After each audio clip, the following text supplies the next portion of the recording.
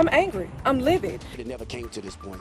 And they dropped the ball. They completely dropped the ball. We understand that many of you were left frustrated and upset at what led to the stabbing death of a Killeen ISD middle school student. Yeah, the stabbing left many concerned about safety moving forward. I know that parents in our community have some big, huge concerns for the safety and security of their children. This tragedy has rocked our whole community. There's a ton of kids right now that just don't feel safe going to school, and that's not okay. 6 News is looking to go beyond just covering the tragedy. We are holding a meaningful conversation with community organizations as well as Smith Middle School parents and a Killeen ISD school board member to push the conversation forward. And to share changes you would like to see change to make Central Texas schools safer.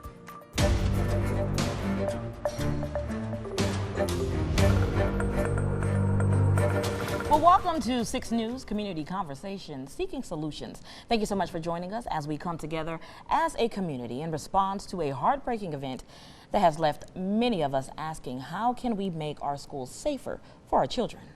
I'm Michael Wilson alongside Jasmine Caldwell. Now, the stabbing death of a 14-year-old student at Roy J. Smith Middle School in Killeen. Let's be honest, it left many of you all with some questions, concerns, and even sparked some deep conversations about safety, security, as well as the future of our schools. Well, this panel discussion brings together parents, school board members, and community leaders to discuss what we can do to prevent violence and ensure our children feel safe at school. Now, in full transparency, I do want to mention that we did invite the Killeen Police Department, who said the chief would not be able to make it. We also invited Killeen ISD Superintendent Dr. Joanne Fay. The district said that she wasn't able to commit to a time to meet. But we do want to get this important conversation started with our guests. First off, we do want to introduce them all. We do have over here, we have Ms. Gabrielle, and then we have Susan with the Killeen ISD School Board, Ms. Tanika, the president of the Killeen NAACP. Then we have Oliver Mintz with the Killeen ISD School Board, and then Cedric Moss with the Moss Foundation. So I want to get started with this question. Mr. Oliver, I mean, this situation, when it happened and going to that emergency board meeting, I want to ask kind of what are your thoughts hearing that you had parents scared, students scared as well, frustrated and angry with the district. And this is in your community that you serve. I kind of want to get your thoughts and the emotions that you felt hearing this and seeing this. Yeah, I think when I first kind of had a moment of quiet to wrap my head around it, it was, I think we've got to understand that what happened there really, really shakes the community, parents. It shakes people to the core. It is a big deal. It is absolutely tragic. We are all heartbroken by it. And I think, at least speaking for myself, committed to really doing the things that we have to do to reestablish that trust, reestablish parents' faith that they are, when they send their kids to school, they're going to be safe. And we've got to be honest and transparent about what happened, what we're doing to fix it, and what things are going to look moving forward. Okay, my next question is for Gabrielle, who is a parent of a Smith Middle School student. So how did this incident affect, you and your child's sense of safety when this happened? I lost trust. We lost trust as parents. You would like to think that your kids are safe when they're not in your care. So given the fact that they're at school most of the day, you expect them to be safe. And then I want to go back to Ms. Susan. I mean, as a board member, hearing a parent who is in the school district that you're a board member of say this, I mean, we've heard from her multiple times that students, they don't feel safe going. I mean, we even had one guest who had to cancel because he says his daughter was just so scared of walking inside of that building this morning. What are your thoughts on that? I mean, and how does that make you feel? Well, the whole situation makes me feel very unhappy and uneasy. I myself was a helicopter mom, so I understand parents' concerns, and I agree with our parents that they send their children to school to learn and to be safe. And so we have to be better, and as a board, we have to come together and we have to be better. We have to be better as a district. And so I look forward to the community engagements that we've had. I look forward to the conversations I've put my phone number out there for people to call me. I answer my phone, I answer my emails. Not immediately on my emails. It may take me a day or two, but I get to them. And so we have to be better. And that's what I'm looking forward to, is the goal of working with the community to be better. And I do want to do a follow-up. Oliver, I know that tonight the Killeen ISD School Board is holding its first regular board meeting since this, and on the agenda is discussing safety measures. What is kind of being discussed tonight? Because I know last time that emergency school board meeting was held, you all had closed session for an hour after 7 parents spoke, and then there was nothing really told to the public. Right. So I think that's one of the things that you're going to see, I think, was different then than you'll see today. We are going to be having, I think, some more transparent discussions about what happened. The rules are the rules, in that we can't directly engage with parents when they come and speak to us. I will be getting there early to have some time to talk to folks as much as they want to talk about. But I agree, we've got to do a better job of communicating openly, communicating honestly and transparently, because a meeting where we talk about it and then don't give some kind of feedback or readout to the community, we've got to work to do better. And I know after that meeting, the board members did talk or stay and talk with the folks who were there. We're going to continue to give them an opportunity to do that, whereas Dr. Fay and her communications team are going to continue to work with the media, answer those questions, and release what we can when we can. Okay, perfect. And again, Bree, I'm just ask you another question. I know we spoke earlier, and you were saying, you know, your son is not going back to school today. He's at Smith Middle School. Are there any thing that you feel the school can do different to put safety measures in place that may change your mind and send him back to school? Yes, first and foremost, I think the brokenness in communication. We have to have an open line of communication, whether that be a hard push notification in the event of, you know, certain circumstances, i.e. safety.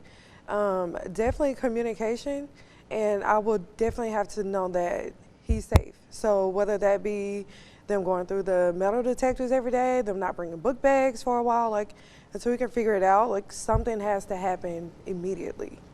And I do want to touch on communication in a little bit, because I know there's a big conversation. I know a lot of people were upset with the communication, not being able to reach their child. But real quick, we do have 2 people who work with nonprofits. Cedric Moss with the Moss Foundation. You work with young men and mentor them. And then we have Tanika Moultrie, who's the president of the Killeen NAACP. You all both work with kids. It's important that we factor in that kids deal with problems outside of school that sometimes translate into school. So I want to start with you, Cedric. How are you making sure that students feel safe and comfortable to talk about what happens in school, to make sure that they are well-rounded while in school? I think the first part is teaching them how to communicate. So I think that a lot of times these young people, some of them feel shut down when they bring their feelings to the table, et cetera. So I think us as the mentors, we have to first open up those lines of communication and teach them as adults, teach them as, you know, young people how to communicate, because just shutting down, you know, a lot of them will just shut down. They won't say, you know, I'm upset about this situation, that's my friend, you know, I'm hurt. They'll shut down and they'll just start tweeting, or, you know, or just go to their room and sit in silence. Tanika, you want to add to that? Yes. First, let me say our prayers as the NAACP, our prayers and thoughts are still with those who are impacted, schools, the school, the educators, the students, and the parents, and the community as a whole. And so in reference to your question about, you know, what can we do as community, we do talk to our young people. And so I did have some youth council members that actually attend Roy J. Smith. And so I did immediately reach out to their parents and make sure that they were okay, you know, and if there was anything that we could do for them, you know, if they needed our assistance. One thing that I would encourage us to do is, there's an old saying, it takes a village. And we need to get back to that it takes a village to help us get through these times, especially today. because they aren't like the times when we all were growing up. You know, Big Mama and you had Auntie up the street, you know, and we didn't have Facebook and cell phones and all this other stuff. But if you did something, by the time you got home, the message was at home. And so we need to get back to it takes a village to raise our children, you know, and we need to be all a part of that process in a positive way. Another thing that I would encourage us to do is to take the opportunity to listen to our young people. We are so quick to shut them down and say, no, you know, I'm the adult. Let me talk, listen to me, you know. With my daughter, every time I pick her up from school and I say I'm probably one of the nosiest parents or individuals you will ever come in contact with, but I want to know who, what, when, where, why, and how, from the beginning all the way to the end. And if I feel like details have been missed in between, I'm going to ask those questions. And so we as parents, you know, I believe, and even as community leaders, let's just take the time and give our young people the time to express themselves and let them talk about what they're dealing with and the feelings that they're going through. So I just want to follow up with that for Tanika and Cedric, because I hear this a lot. You know, there's nothing for our kids to do, and that's why they are, you know, doing what they're doing, bad things in the streets. You both have mentorship programs. Do you feel there's room or there's a need for more, or what can other community leaders do?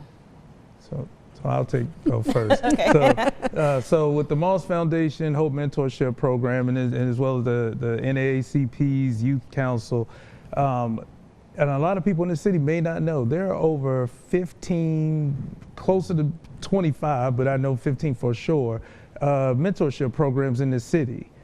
How are they being promoted? How are they being attended?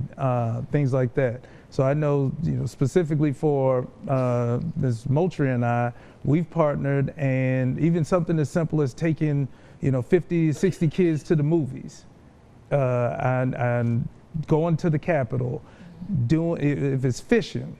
There are dozens of programs in this city that maybe we need to do a better job of advertising. Maybe we need to, you know, get more connected with the school district, et cetera. But I know for 100% that the programs are here, the activities are here.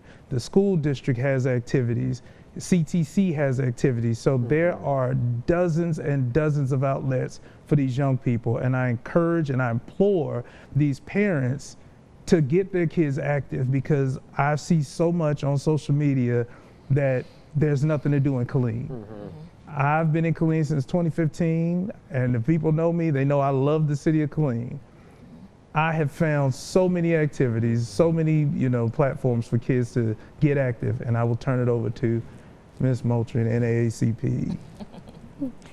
I will ditto everything he says. There is a lot for our young people to do. We have over 100+ members in the Youth Council. However, when you come to meetings, there's a handful of kids there.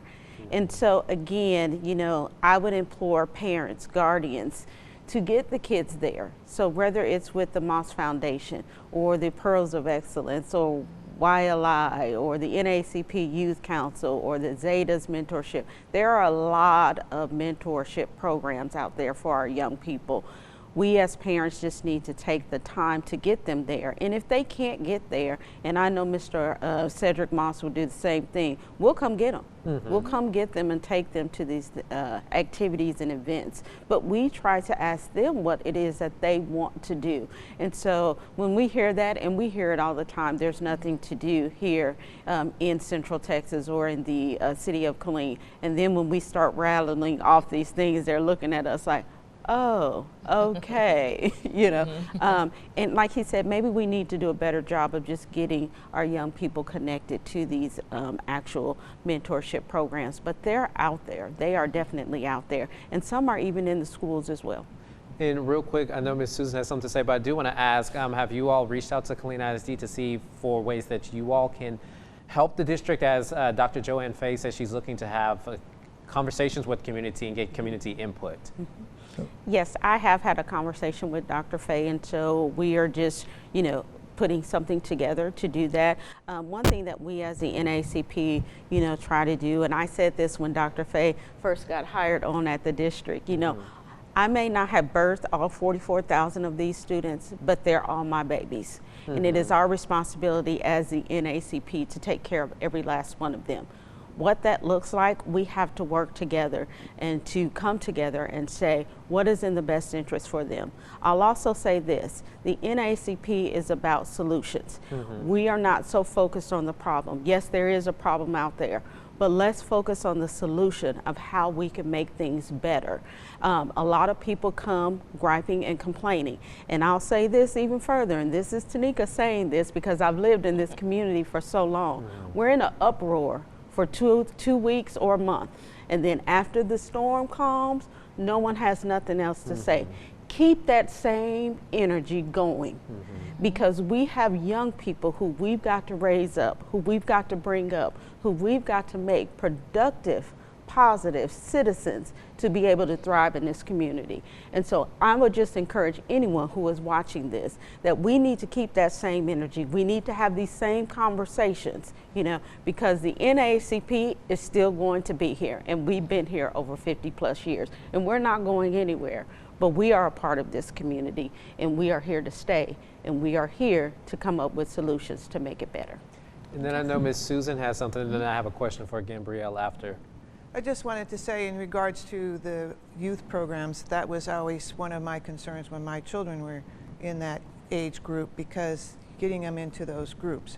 And so we as a district perhaps should be having these people from these groups coming to parent night when we have our beginning of school, we have our parent night, when we have different events at the school. Maybe we should be looking at having different booths set up or stands set up. And also coming and speaking to the kids directly in the auditorium perhaps, when you have all the 7th graders in there and 8th graders in there, talking to them about the things that are available and the things that they can look forward to and how those community activities help build their resume for life. So perhaps we can do that in a more cooperative manner. I think that would be very important. Okay. Let's see, we have Cedric, then Gabrielle. Yep, go ahead. So, and I again love everything that KISD is doing but I will say in defense, not in defense of, but these campuses have opened their doors to the Moss Foundation, to all of our Divine Nine organizations, to community partners like the Boys and Girls Club. We have been at parent nights. We have been at scholarship nights. We have been at, they have partnered with the Moss Foundation to do the historically black college fair for years.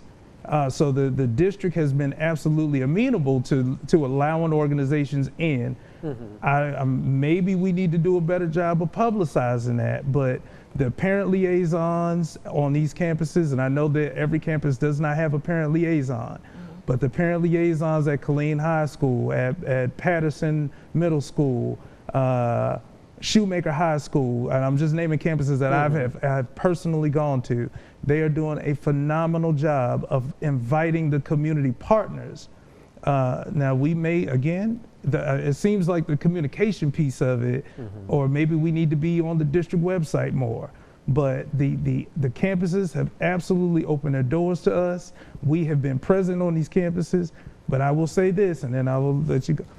When we do our parent night, or when the school does their parent night, and 10 parents show up, and we have 20 tables of community partners, again, maybe we need to go back to how we communicating this, and parents, we need your help to help your babies.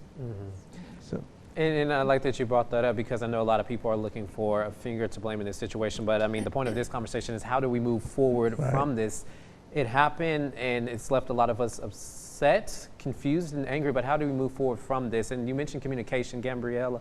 I want to ask you, the day of it, we know that it was hard for parents to get in contact with their students. We know KISD has a cell phone policy that they said they will be reviewing. However, at the same time, we know that they just testified at the state capitol to do a statewide school cell phone ban. What would you like to see with that policy? Because I know it is a twofold of students getting distracted on their phones and they're looking out that way and trying to promote social growth, as I spoke with Dr. Joanne Fay at the beginning of the school year.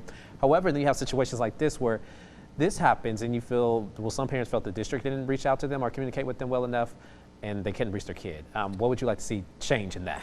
Honestly, I'm torn because I respect the policy. My son did not have his cell phone that day the event happened. So as a household, we respect that policy, but it's like now, do we really want them to be banned if that's the only mean of contact that we have with our children in these type of moments? I do think that in certain instances, they should be restricted during school hours of some sort, but completely banning them now, I don't think that should be the immediate response after this event. I think there are other priorities that should be handled first before the ban takes place. That's just my opinion as a parent. Yeah. And real quick, before you move on to the next, I just want to clarify just for everyone that a principal did testify in front of the state capitol in favor of a proposed ban. So we don't know if this was something planned before this incident or after. However, I just want to clarify that for everyone. And we have Oliver, and then we'll come right back to you, Gabrielle. If I could just make a comment on the cell phone policy. So obviously we put the policy in place at the beginning of the year with the intent of improving student performance. Which I would say, outside of ensuring that we have a safe place for our kids to learn, that's the most important thing that we do. I agree that communications could have been handled better from the district to the parents, letting them know what happened. However, our children are not the folks who we need to call emergency services when bad things happen. I also think it's important that when bad things do happen, children are following the directions of their teachers, administrators, police officers, and not worried about trying to communicate their parents in that moment. As soon as it was over, that students were given their phones back to communicate to their parents, because we do realize, especially in this environment, in this day and age, how very, very important that is for everyone. But I think as the district, and that's one thing we're going to look at, is how do we better communicate with parents routinely versus emergency communications, right? And we probably need to bifurcate those two things, because we just need, quite frankly, to get better at that. Absolutely. Okay, Gabrielle. Just to piggyback off of the programs that you all offer, that the community offers, I also think that it should be publicized more throughout the schools. If some things are just not known or shared with us, some of us are not aware of how to reach out to the community. I do think the school should utilize community projects or involvement way more than they do. Yeah, Ms. Susan? So on Saturday, I attended a community forum on solutions, and Gabrielle was there, and it was very good. And one of the suggestions that was made was that we should have an Amber Alert for the school district, and I thought that was very good, because when my student was in school, we got text messages and emails constantly about all kinds of stuff, to the point where you almost didn't want to look at it. So I understand the parents' frustration with just having this deluge of stuff pushed out to them, but when it's like really urgent, like this situation was, or like the bomb threat that we had at Harker Heights High School, maybe we should have an alert system that's more urgent, that comes up with, I don't know, bells and whistles or something that says, this is what's going on, this is what we're doing. Yeah, I will say, as a journalist, we did see the Harker Heights bomb threat, and people were asking, students are standing outside, and that was all over Facebook. And then even with this, people were like, I didn't find out until via Facebook or the news. And so that seems like a thing that parents are concerned about. Yes. Definitely. And I just kind of want to switch gears here to talk more about the student. Tanika kind of touched on this earlier. She was saying we don't listen to the kids. You know, we're the adult. Let us talk. Is there anything that we could do better in the schools when it comes to their mental health? Because I feel like kids are not being, you know, they're not telling their parents, you know, I have an issue with Johnny at school, or they may not be telling us about the severity of these issues, you know. How can we help them with their mental health and dealing with problems? You know, a problem, it could be a small problem, but eventually can escalate to a fight, you know, to a stabbing or something like that. How can we work with them, or is there something that should be put in schools? So, You're saying we as, I just want to I'm clarify, sorry. we as the community, or we so, as? so this is kind of open for everybody. Okay. The community, the school district, and things like that. Well, as a parent, I think that's why it's necessary for outside mentorship programs. That's a plus, because sometimes the children don't really trust the teachers or the counselors at the school. So when you see a different face or a familiar face that you work with outside of school maybe, sometimes that alleviates that friction that they have, because it's like, well, I'm telling you to do this and you have to do that, but yet there's no trust. So without trust, there's no communication. And I think that's part of the issue. There's a disconnect. There's no relationship anymore. And I hate that for students, because when I was in school, not telling my age, but when I was in school, you know, we had that bond with our coaches or our teacher. Like, we had a favorite teacher, and I'm just not seeing that connection anymore. Way to put it. Susan, then Cedric. I think with a lot of students, they don't want to be tattletales. They don't want to be singled out as being the person who tattled. And they don't want to be, I'm being bullied, I don't want to have to go and tell somebody about it, because now it's only going to be worse. Maybe not by the same person, but by the group or somebody else in that group. So I think children are hesitant to speak up about it right away. But when they do speak up about it, we need to deal with it. And I think that is something that we really have to work through. And Dr. Fay has mentioned that she is starting a new hotline that will come straight to her administrative team there in W.S. Young, so that she can track those situations and follow up on what's been done and how those things are being managed. So I think that will be a great help. But children, I think, are hesitant. Our students, I think, sometimes are hesitant to talk to people about what's going on. And several years ago, I was at the Education Summit out at Fort Hood, and a parent was there speaking about her son, who was 14 years old, who committed suicide. He was a straight A student, but he was being bullied at school. When she finally found out about it, it was to a point where she moved her student to another school district, but the bullying continued because the children were doing it on their phones. And the son wouldn't tell her because he didn't want his phone to be taken away or to be restricted. So the bullying continued, and the young man committed suicide. A very sad story, and no parent raises their child to that end, or to the end that happened on March 10th. So we as a community have to be able to give these children the confidence that they need to be able to report situations that are going on, whether they're the victim or whether they're just the witness of the situation. We've got about 3 minutes left, so I'll have you guys answer your questions, but just kind of keep it quick. So I will add to that, and again, I'm not a paid employee of Killeen Independent School District, I promise you. But KISD has the Impact Outreach Program, which is on campuses all across the district. There's men of the community that that go to campuses, engage with youth on a needs base of, if Rancier, I know it's been successful at Killeen Elementary, Rancier Middle. So schools across the district have the Impact Outreach, which is a KISD program. And then, on top of what we're doing in the community, but I'll keep it short and I'll hand it off to Mr. Mintz. So if I could just add to, I think what some of my fellow panelists here have said, it is, when we talk about the health for, mental health for children, this is, and I've heard some folks talk about relationships, and Ms. Moultrie and Mr. Moss have talked about a number of programs.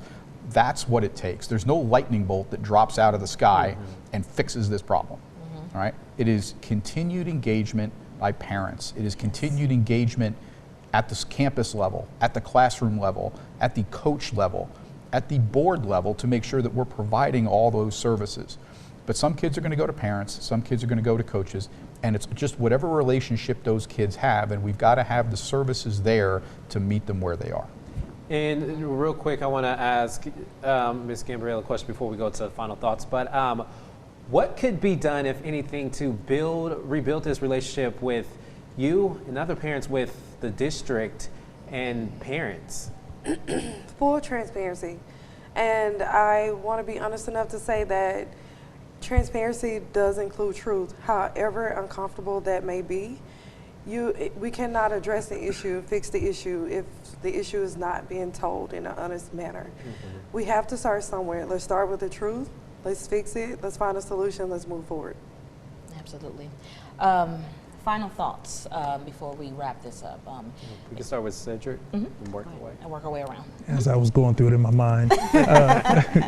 So again, I will just say that whether it's the Making Our Society Stronger Foundation, Hope Mentorship Program, the NAACP, Youth Council, there are dozens of programs across this city. We need the parents to get their kids active.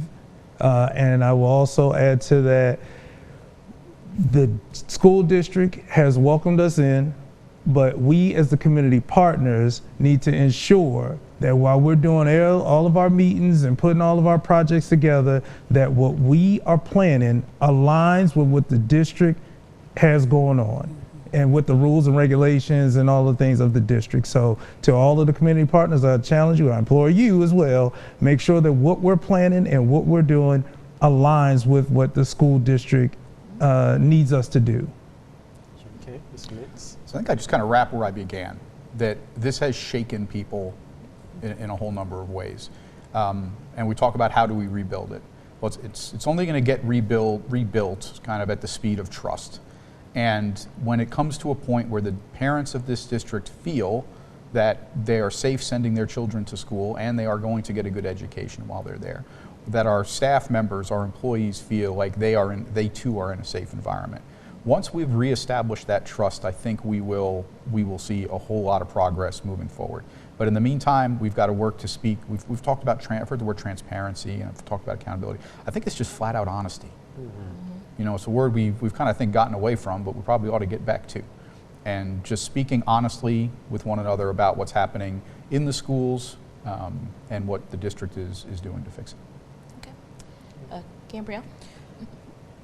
From a parental standpoint, I would like to see a platform where we can bridge this gap, to utilize the community way more than we are now, and for the students to get back to trusting teachers and staff. I would like to see that bridge gap. Like, let's come back to where we used to be, that village that everybody talks about. We're all complaining about it, but we have to get back to it. Again, I believe in solutions and working towards it. Are we part of the problem or are we part of the solution? So we all have to lean in, and we have to work really hard on making sure our schools are safe, that our staff is safe, that our children are safe, and that parents have a voice. And but parents also have to understand they have to be concise in their message, and they have to sometimes re-look at their message so that they can kind of remove some of the emotion out of it, so it's more impactful when they come forward with their ideas. And when they come with a problem, please also come with something that you might think is a solution. And from a parent's perspective, I know you can sit out there and say, we pay all those people a lot of money to do that at the district, to come up with those solutions. But sometimes when you're that close to something, you don't always see it. So sometimes we need that information from the outside. And we welcome it, and I personally welcome it, and I know my fellow board members who I cannot speak for, but I've worked with them, and I know their passion for the school district. So I would say I don't believe there's a school member on our board that would not be receptive to communication and information. And so yes, we need to be better, and there's always room for improvement with everything that we do. There will be improvement after this is over for me being a better public speaker, but there will always be improvement for all of us. And so I thank Tanika, I thank Cedric, and I thank Gabrielle for the courage to come out. I know she was stressing about this today, but and of course Oliver and the both of you for having this session. Thank you, thank you. My final thoughts. We need to put some action behind this, because we can meet all day long. We can meet for the next 50 years. We can meet for the next 3 months, whatever the case may be. I encourage us to put some action behind it, and that's going to tell the real story, and that is going to make the most impact.